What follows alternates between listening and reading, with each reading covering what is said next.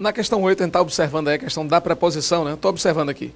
O título do texto falando de saúde, a palavra de tem sentido de. Já sabe, né?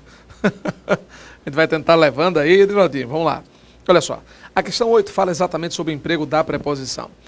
É muito importante, claro, que você observe, estamos na nossa 20ª prova. Na 20ª prova deste curso. Quantas provas você não já fez anteriormente aí? Quantas nós não já fizemos juntos aqui resolvendo? Em que a preposição é a estrela da prova. Percebeu? Então são várias questões, claro. Várias provas anteriores que sinalizaram o uso da preposição. E essa sinalização foi bem pontual, sobretudo em relação ao sentido expresso pela preposição. O sentido expresso, claro, aquela questão de causa, finalidade, posse, assunto e por aí vai, né?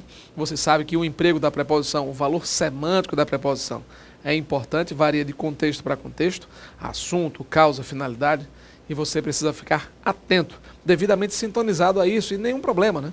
Se você observar, eu estava vendo essa prova agora no intervalo, né, da gravação, e eu estava observando a questão ainda de sentido figurado, a mesma questão do gênero de substantivo, gênero. Agora, essas questões que avaliam gênero, substantivo, etc., elas geralmente aparecem em concursos de prefeitura, percebeu isso? São concursos mais simples e tal, naqueles concursos de TJ, que a gente vai ver depois o TJ de São Paulo, que eu separei para vocês aí, Poder Judiciário de São Paulo, que é a nossa próxima prova, número 21, ele já não explora muito isso, já não traz muito essas peculiaridades em relação às classes gramaticais em todos os seus detalhes. Agora, conjunção, claro, sempre cai, preposição, os operadores argumentativos que têm uma característica bem pontual em relação a essa prova, eles também marcam presença. Agora, a velha questão de crase, a velha questão de pontuação, a velha questão de regência, né? São sempre elementos fortes quando o assunto é VUNESP aí, e principalmente, claro, nos concursos de prefeituras e tudo mais. Beleza? Vamos lá, vamos para a questão 8 então. Veja aí, acompanhe. Na questão número 8, você tem aí, ó, o título do texto falando de saúde. Pessoal, o verbo falar já entrega tudo, né? Ele diz assim, ó, falando de saúde. E aí, quem fala, fala de alguma coisa, fala de algum assunto. Claro, né? Instrumento, exemplo. Bora, você escreveu a lápis, né? Feriu-se com a faca. Se eu dissesse feriu-se com a faca, escreveu a lápis, essas preposições a e com aí indicam instrumento, tá? Posse. Se eu disser, por exemplo, lápis de Maria, carro de Fernando, esse de indica posse, não é? Lugar. Vir de longe, lugar. Né? Desembarcar da Europa e por aí vai. Então você tem lugar. Vir de Portugal, né? Ela chegou de Portugal e por aí vai. Então você tem um lugar, a preposição de estabelecendo a relação direta de lugar. Meio, esse meio aqui você sabe, né? Como se fosse transporte, né? Meio de transporte, tá? Viajar de trem, de navio, de carro e por aí vai. Já o assunto, facílimo, né? Aqui nesse caso, ó, interessante. Esse de aqui, né? É uma preposição, um conectivo que revela o valor semântico, né? Que possui o valor semântico de assunto. Agora, claro, lembrando que a preposição de aqui, ela não tem valor sintático.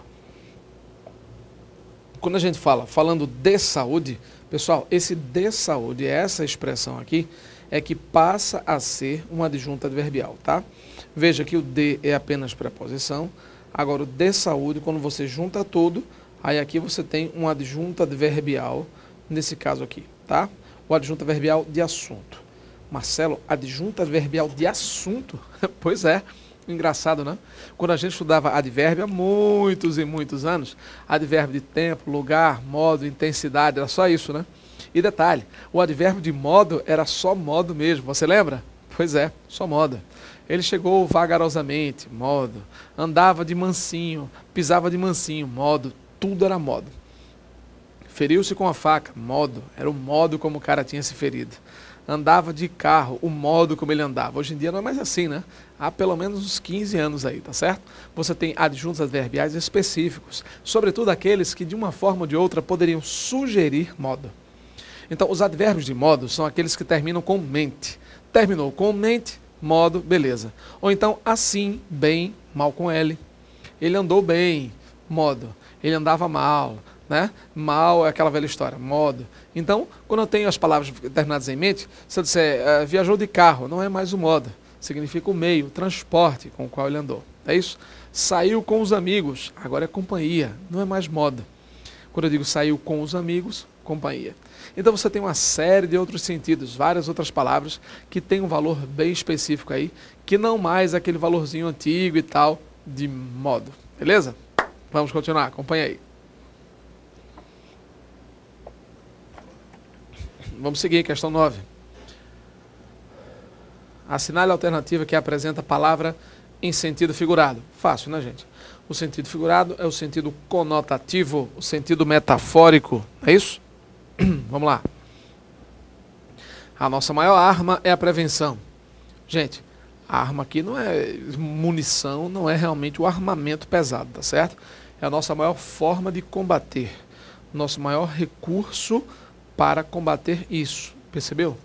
Arma aí no sentido metafórico, ok? A obesidade é um problema de saúde pública. O tratamento da obesidade infantil é difícil. Os pais também devem colaborar. O trabalho envolve donos de cantinas. Tudo isso aqui é sentido denotativo, né? Sentido real, nenhum problema, tá? Sentido conotativo é somente na letra A. Vamos lá. Questão 10. A frase que está corretamente pontuada é... O que você acha? A mesma frase. A escola, lugar onde a criança passa muitas horas. Veja, note que a ideia... Vamos pegar a primeira frase para a gente tentar amarrar a ideia a ser transmitida. A escola é o lugar onde a criança passa muitas horas. Isso aqui é uma informação. Segunda informação. A escola deve oferecer alimentação saudável. Beleza. Então você já percebe o seguinte. Eu tenho duas expressões que estão associadas à escola. A escola, lugar onde a criança passa muitas horas, beleza, e a escola deve oferecer alimentação. Fica fácil agora, né? Resposta certa, letra? Muito bem. A escola, aí vem um aposto explicativo agora. Aposto explicativo. A escola, vírgula, lugar onde a criança passa muitas horas, percebeu? Aqui eu tenho um aposto explicativo. Mas o que é um aposto? É um termo da oração, claro, né? É um termo da oração que traz uma informação a mais, uma informação adicional, extra, sobre o elemento antecedente, nesse caso aqui. Aposto explicativo porque está entre vírgulas. Note que a ideia permanece, ela continua. A escola deve oferecer alimentação saudável. Percebeu? A escola deve oferecer alimentação saudável. Então esse é o contexto tranquilo, resposta certa, letra E. Tá? Vamos lá.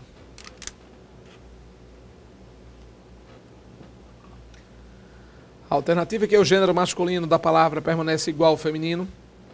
A mesma questão que já fizemos, né? Vamos nem teorizar isso aqui porque é bem direto, né? Pessoal, o gênero masculino da palavra permanece igual ao feminino.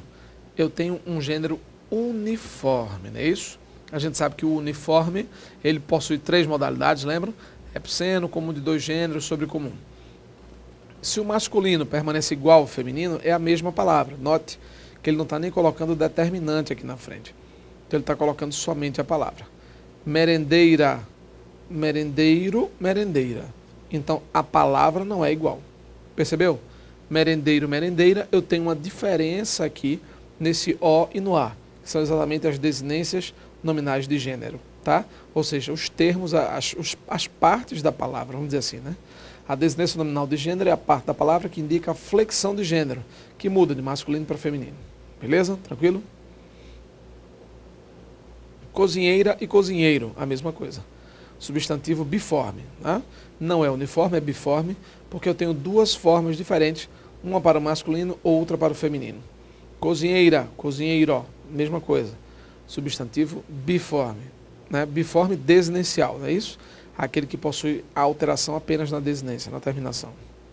Nutricionista, gente, todo e qualquer sufixo ista já está respondendo tudo.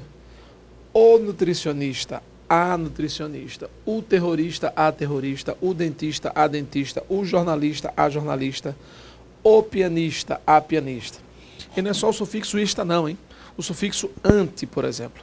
Estudante, o estudante, a estudante. O meliante, a meliante, e por aí vai.